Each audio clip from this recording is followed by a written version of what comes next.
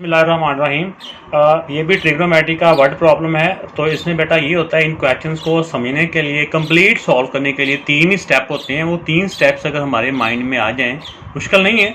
सबसे पहला स्टेप क्या होता है? सबसे पहला स्टेप होता है कि हमने उसको, उस स्टेटमेंट को अंडरस्टैंड करना होता है। उस स्टेटमेंट के मुताबिक हमने एक स्केच सा बनाना होता है, एक ट्राइंगल बनानी होती है। सबसे पहला स्टेप ये है। तो टोटल 3 स्टेप होते हैं। देखिए, जैसे पहला है स्ट्रिंग कहते हैं डोरी को, धागे को, जिसके साथ काइट उड़ रहा है। एक काइट है जो कि हवा में उड़ रहा है ऐसे करके, तो उसके साथ एक जो स्ट्रिंग लगी हुई है, स्ट्रिंग कहते हैं डोरी को, धागे को, वो 60 डिग्री का एंगल बना रही है। किसके साथ? With ground. ये ग्राउंड है ना, ग्राउंड के साथ वो 60 डिग्री का एंगल बना रही है। Find the height of the kite if its length of the string is 50 metre. जो स्ट्रिंग है ना, ये जो धागा है, धागे की लेंथ 50 मीटर है और उसकी जो काइट वो कितने हाइट पे उड़ रहा है, ज़मीन से कितनी हाइट पे है, ये हमने फाइंड करना है। तो सबसे पहले बेटा ये इसमें स्टेप होता है कि हमने वो डायग्राम ड्रा करनी होती है। अब दूसरा स्टेप होता है वो ये होता है कि हमने देखना होता है कि जो दोनों साइड दी हुई हैं, पहले ये भी एक दफ़ा दोबारा बता देता हूँ कि जो एंगल दिया होता है, एंगल के सामने वाली साइड को क्या कहते हैं? परपेंडिकुलर। और 90 डिग्री एंगल के सामने वाली साइड को हाइपोटेन्यूज। तीसरी साइड बेस बन जाती है। ठीक हो गया। तो अब हमने ये देखना होता है कि जो दोनों साइड, एक साइड दी होगी, एक साइड मालूम करनी होगी। उन दोनों साइड, जैसे एक इसमें परपेंडिकुलर है और एक हाइपोटेन्यूज है, हाइपोटेन्यूज और परपेंडिकुलर के दरमियान जो रेशो बनती है वो क्या होती है? यानी कि हाइपोटेन्यूज और परपेंडिकुलर के साथ साइन होता है, कॉज होता है या टैन होता है।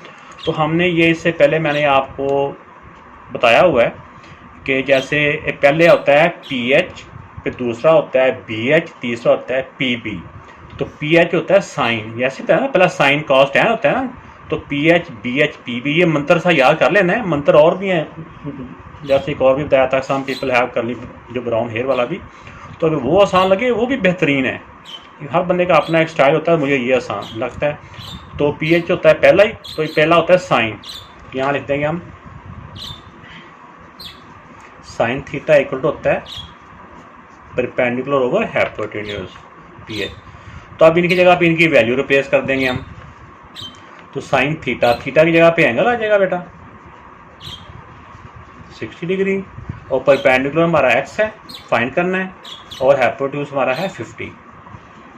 अब जिसकी वैल्यू फाइंड करनी है ये वो इधर ही रह जाएगा, और जो वैल्यू बाकी होंगी वो दूसरी तरफ इक्वल के पार चली जाएंगी। तो अब देखिए बेटा कि इसमें ये 50 इस तरफ डिवाइड हो रहा है, उस तरफ जाके 50 मल्टीप्लाई हो जाएगा। चाहे मल्टीप्लाई के साइन के साथ लिख लें या ब्रैकेट में लिख लें, एक ही बात है। अब पहला स्टेप बताया था कि डायग्राम बनाना, दूसरा स्टेप बताया था कि वो फाइंड करना है कि वो एंगल या फार्मूला कह लें वो कौन सा बनता है। तो जैसा यहाँ पे साइन है, तो तीसरा होता है कि वो जो भी एंगल दिया होता है, साइन है या कॉज है या टैन है, उसके साथ एंगल की जो वैल्यू है वो वैल्यू क्या है। तो वैल्यू को याद करने का टेबल पहले से ही बताया हुआ है आपने। तो मेरी आप वीडियो पे जाएंगे, वहाँ पे इस टेबल को आसान तौर पे याद करने का मैंने ट्रिक बताया हुआ है। तो वहाँ से ज़रूर देखना। थोड़ा सा वो वीडियो 10-12 मिनट की तो है, लेकिन वो एक दफ़ा समझी जाएगी तो नेक्स्ट क्लास में आपके लिए मुश्किल नहीं रहेगा। अब हमें फाइंड करना है साइन 60। अब साइन और 60 के सामने वैल्यू क्या है? 3√/2। साइन की वैल्यू है, साइन 60 पे वैल्यू है 3√/2। तो यहाँ पे लिख लें 3√/2 multiply by 50 equal to x। अब 2 के साथ 50 काट हो जाएगा, 2 1 दा 2 25 दा। अब स्क्वायर रूट वाली वैल्यू होती है, वो बगैर स्क्वायर रूट वाले से मल्टीप्लाई नहीं होती। तो अब हमने इसको ऐसे ही अलग-अलग करके हमने इनको लिख लेना है। तो इनको हम ऐसे करके लिख लेंगे 25 300 इक्वल टू x। तो ये इसके साथ नीचे आप स्टेटमेंट की फॉर्म में लिख देंगे कि जैसे उन्होंने क्वेश्चन में जो बात पूछी थी उसी को लिखना होता है। हाइट ऑफ द काइट, इसमें हाइट ऑफ द काइट, ठीक है ना, ये लिख के हमने स्टेटमेंट। तो ये बेटा ऐसे करके हम लिख देंगे height of kite equal to 25 या आगे इंटू या √3। जो भी साथ यूनिट यहाँ पे दिया होगा क्वेश्चन में वही यूनिट साथ लिख देना है। तो जब बड़ी क्लास में आप जाएंगे, 10th में भी इस तरह टाइप के क्वेश्चन आते हैं, तो वहाँ पे इनको सॉल्व कर लिया जाता है। वहाँ कैलकुलेटर लॉ होता है तो वैल्यू इसकी फाइंड कर लेते हैं, डेसिमल में भी आ जाए। लेकिन 8th में क्योंकि कैलकुलेटर लॉ नहीं होता मोस्टली सिस्टम में, तो फिर इसी फॉर्म में जो इनकी वैल्यू दी होती है उसी के मुताबिक हमने यहाँ पे लिख लेना होता है। तो ये अगर जो वैल्यू हमने पुट किया है इसको एक साथ में लिख भी देंगे तो भी ये ज़्यादा बेहतर हो जाएगा, बल्कि लिखना चाहिए। क्वेश्चन नंबर 4 में बेटा देखें कि इसमें है 10 metre long sporting rope of pole. एक पोल है, पोल कह लें, टावर कह लें, खंबा कह लें, जो भी पोल है, पोल बच्चे समझते हैं, उसको एक रस्से के साथ या रस्सी के साथ सपोर्ट किया हुआ है। आप समझते हैं कि जो एक पोल होता है इस तरह होता है, उसको जब किसी के साथ बांधते हैं तो इस तरह करके बांधते हैं, एक इस तरह ज़मीन पे बांध देते हैं, किस तरह करके बांध देते हैं, ये नीचे ज़मीन है, ये ऐसे ही होता है ना। लेकिन उन्होंने एक तरफ पे शौक हमें ना कहा गया, इससे हम एक तरफ की रस्सी बना देते हैं, दूसरी तरफ की नहीं बनाते। तो उस 10 मीटर लॉन्ग सपोर्टिंग रॉप, उस रॉप की लंबाई है 10 मीटर। रस्सी ऐसी होगी ना, रस्सी सीधी होगी ना, होती जो सीधा होता है वो पोल होता है ज़मीन से। Make an angle of 45 with ground, ground के साथ जो उसका एंगल बन रहा है वो 45 डिग्री का है। तो ये जो पोल होता है ना ज़मीन के साथ, ये 90 डिग्री एंगल के साथ ही होता है। Find the height of the pole, तो पोल की बेटा हाइट फाइंड करनी है। तो बिल्कुल बेटा ये पिछले क्वेश्चन की तरह ही, तो सबसे पहले हमने यही देखना होता है कि जो एंगल दिया होता है, एंगल के सामने वाली साइड को हमने परपेंडिकुलर कहना होता है, और 90 डिग्री के अपोजिट साइड हमारी हाइपोटेन्यूज होती है, और ये साइड हमारी बेस बन जाती है। तो जब ये डायग्राम बन जाएगी तो डायग्राम बनाने के बाद हमने देखना होता है कि अब इसमें जो दो साइड दी हुई हैं, एक साइड दी हुई है और एक साइड की वैल्यू फाइंड करनी है। इन दोनों साइडों का यानी परपेंडिकुलर का और हाइपोटेन्यूज का आपस में कौन सा फार्मूला बन रहा है। तो 3 ही फार्मूले हैं इसमें, साइन कॉस टैन के, तो उसका हमने याद भी किया हुआ है। दोबारा से मैं आपके सामने वो रख देता हूँ कि ये इस तरह का होता है कि पहला मैंने बताया था PH, BH, PB, और इनकी तरतीब ये होती है, पहला साइन, दूसरा कॉस, तीसरा टैन। तो इस तरह करके आप मंत्र था याद कर लें फिर भी ठीक है, नहीं तो आप ये वाला याद कर लें तो ये भी बेहतरीन है।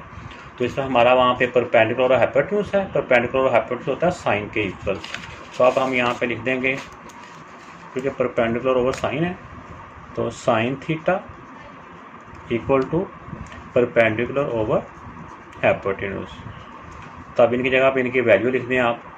थीटा की वैल्यू 45 है, 45 डिग्री परपेंडिकुलर हमें फाइंड करना है, और हाइपोटेन्यूज की जगह पे हाइपोटेन्यूज की वैल्यू 10 है। तो अब मेरा बेटा अब इसका हम करेंगे कि x की वैल्यू फाइंड करनी है, तो ये इधर ही रह जाएगा, इस वाली वैल्यू को उस तरफ मल्टीप्लाई कर देंगे। इस तरफ डिवाइड हो रहा हो तो दूसरी तरफ इक्वल के जाएगा तो मल्टीप्लाई, इस तरफ सिर्फ x रह गया।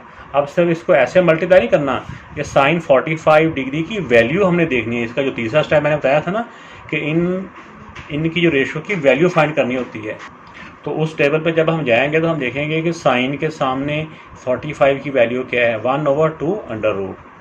तो साइन 45 डिग्री इक्वल होता है 1/2 अंडर रूट। तो ये वाली वैल्यू हम इसकी जगह पे लिख देंगे, 1/2 under root multiply by 10 equal to x। अब इसमें याद रखना है कि जो स्क्वायर रूट वाली वैल्यू होती है ये बगैर स्क्वायर रूट वाली वैल्यू से कट नहीं होती, ये ऐसी ही रह जाएगी।